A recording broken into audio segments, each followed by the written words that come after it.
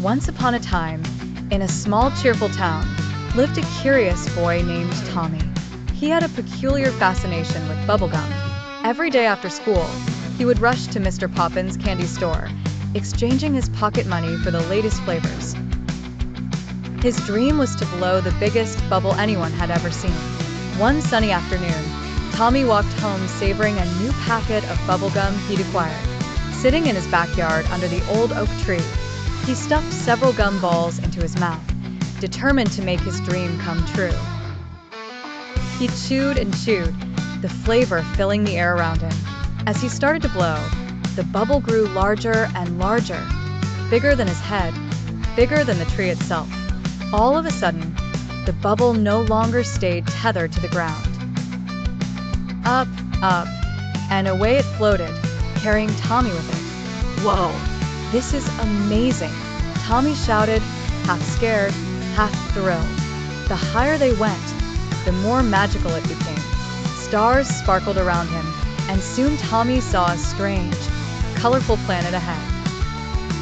It was entirely wrapped in shades of pink, orange, and yellow hues, gleaming like a giant piece of bubblegum in the vastness of space.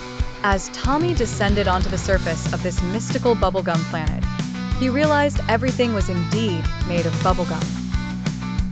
The trees were gooey sticks of bubblegum, the flowers smelled fruity and fresh, and the rivers flowed in waves of sticky sweetness.